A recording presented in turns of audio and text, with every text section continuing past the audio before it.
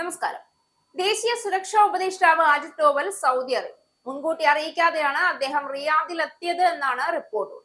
സൗദിയിലെ Indian ambassador social മീഡിയയിൽ photo പങ്കുവച്ചതോടെയാണ് Ajith Doval സൗദിയിലെത്തിയ കാര്യം മാധ്യമങ്ങൾ ഉൾപ്പെടെ അറിയുന്നത്.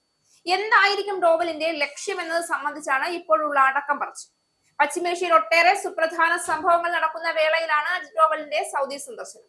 മേഖലയിലെ എല്ലാ സംഭവങ്ങളിലും പ്രധാന പങ്കുള്ള സൗദിയിൽ ഇന്ത്യയുടെ NSA നടത്തുന്നതിൽ പാകിസ്ഥാന് ആശങ്കയുണ്ട് എന്ന് റിപ്പോർട്ടുകൾ സൂചിപ്പിക്കും. കാരണം അടുത്തിടെ പാകിസ്ഥാനും സൗദി അറേബ്യയും സുപ്രധാന പ്രതിരോധ കരാർ ഒപ്പുവെച്ചു. ഇറാനും അമേരിക്കയും കൊമ്പുകോർക്കുകയാണ്. ഗാസയിലെ സമാധാന പദ്ധതി നടപ്പാക്കുന്ന ചർച്ചകൾ മറുഭാഗത്ത് നടക്കും. UAEയും സൗദി അറേബ്യയും തമ്മിലുള്ള അസ്വാരസ്യവും തീർന്നിട്ടില്ല. ഇങ്ങനെ തുടങ്ങി പലവിധ വിഷയങ്ങളാണ് പശ്ചിമേഷ്യയിൽ അരങ്ങേറിക്കൊണ്ടിരിക്കുന്നത്. ഇതിനിടെ 5 ദിവസം മുൻപ് ദേശീയ സുരക്ഷാ സഹ ഉപദേഷ്ടാവ് പവൻ കപൂർ ഇറാനിലെത്തി മടങ്ങിയിരുന്നു. തൊട്ടു പിന്നാലെയാണ് അജിത് ഡോവൽ സൗദിയിലെത്തിയിരിക്കുന്നത്. അമേരിക്കയ്ക്ക് ഇറാനെ ആക്രമിക്കാൻ പദ്ധതിയുണ്ട്, എന്നാൽ തങ്ങളുടെ ആകാശപാതകൾ ഇതിന് ഉപയോഗിക്കാൻ അനുവദിക്കില്ല എന്നാണ് സൗദി അറേബ്യ ഉൾപ്പെടെയുള്ള ചില GCC രാജ്യങ്ങൾ ഒടുവിൽ അറിയിച്ചത്. ഇറാന്റെ ഡ്രോൺ അമേരിക്കൻ സൈന്യം വെടിവെച്ചിട്ടു എന്നുള്ള വാർത്തകളും ഇതിനൊപ്പം വന്നിട്ടുണ്ട്. അജിത് ഡോവലിനെ റിയാദിലെ വിമാനത്താവളത്തിൽ സ്വീകരിക്കുന്ന ചിത്രം ഇന്ത്യൻ എംബസി സോഷ്യൽ മീഡിയയിൽ പോസ്റ്റ് ചെയ്തു. Indian ambassador Suhail Khan, Saudi സഹമന്ത്രി സൗദ് അൽ സാത്തിയുമാണ് ഡോവലിനെ സ്വീകരിച്ചത്.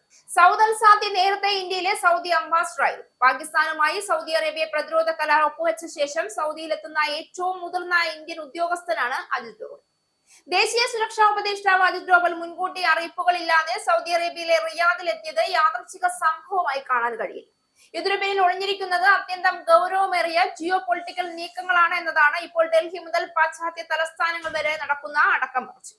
അജിത് ഡോവൽ എന്ന പേര് തന്നെ ഇന്ത്യൻ സുരക്ഷാ നയത്തിന്റെ രഹസ്യ ഭാഷയാണ്. വാക്കുകളെക്കാൾ പ്രവർത്തികൾക്ക് പ്രാധാന്യം നൽകുന്ന, നിശബ്ദമായി നീങ്ങുന്ന, പക്ഷേ ഫലത്തിൽ ചരിത്രം മാറ്റിമറിക്കുന്ന തീരുമാനങ്ങൾ എടുക്കുന്ന തന്ത്രജ്ഞൻ.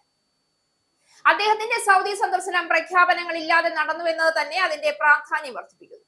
കാരണം ഇന്നത്തെ ലോകക്രമത്തിൽ സൗദി അറേബ്യ വെറും എണ്ണ മാത്രം കയറ്റുമതി ചെയ്യുന്ന രാജ്യമല്ല.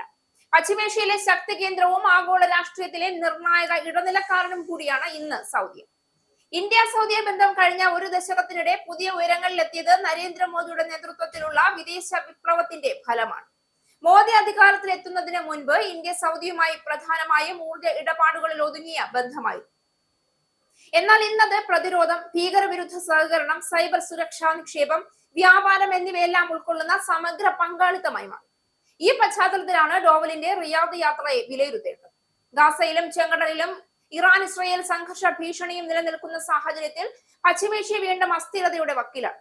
ഈ പ്രതിസന്ധികൾ ഇന്ത്യയുടെ ഊർജ്ജ സുരക്ഷയെയും പ്രവാസി ഇന്ത്യക്കാരുടെ സുരക്ഷയെയും നേരിട്ട് ബാധിക്കുന്നതാണ്.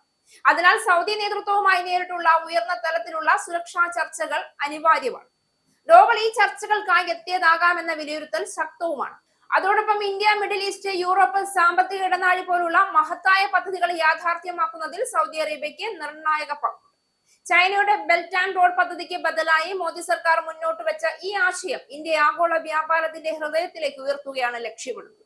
ഈ ദീർഘദർശിയായ പദ്ധതിയുടെ സുരക്ഷാ രാഷ്ട്രീയ വശങ്ങൾ ചർച്ച ചെയ്യാനും ഡോവലിന്റെ സന്ദർശനം ഉപയോഗപ്പെടുത്തിയിരിക്കും.